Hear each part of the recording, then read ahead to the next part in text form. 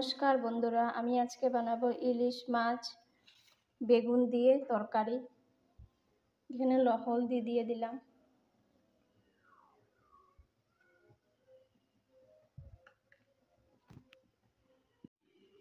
এখানে লবণ দিয়ে দিলাম,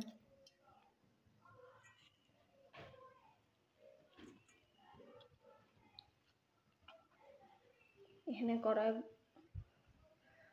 কড়াইতে তেল দিয়ে দিচ্ছি। একটা একটা করে ইলিশ মাছগুলো দিয়ে দিলাম।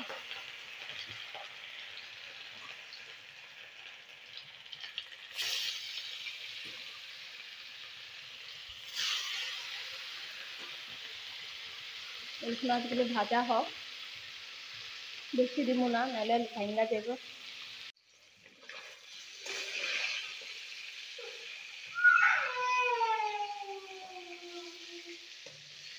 মাছগুলি ভাজা হয়ে আছে, এখন ওগুলো উল্টাইয়া দিব, দিয়া বাটিতে নামাইয়া লই। বাকি মাছগুলি দিয়া দিব।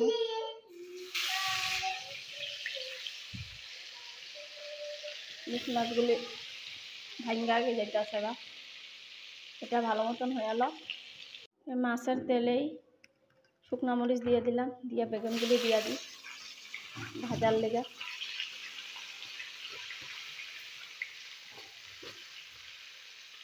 বেগুনটা আগে ফ্রাই করে লই।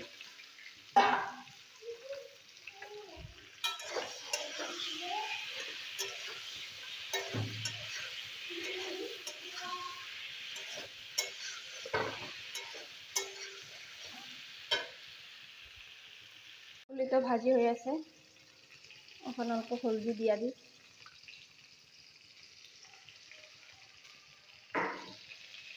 হলদি দিয়ে ভালো করে নাইড়া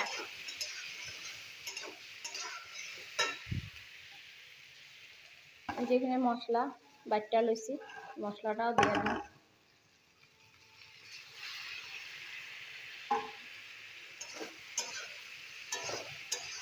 আস্তে আস্তে সাতলানো হোক। পট করে কোনো সময় জল দিতে লাগে না, জল দিলে টেস্ট হইব না। অল্প সাতলানো হোক, যখন অল্প গন্ধ বাড়িব তখন অল্প জল দিয়া মাছগুলো দিয়া দেব। ভালো করে সাতলানোর পরে অল্প জল দিয়া দিলাম, এখন অল্প উতরাক, তারপর অল্প করে মাছটা দিয়া দেব। মাছগুলো ঢেল্লা দিয়া দিলাম।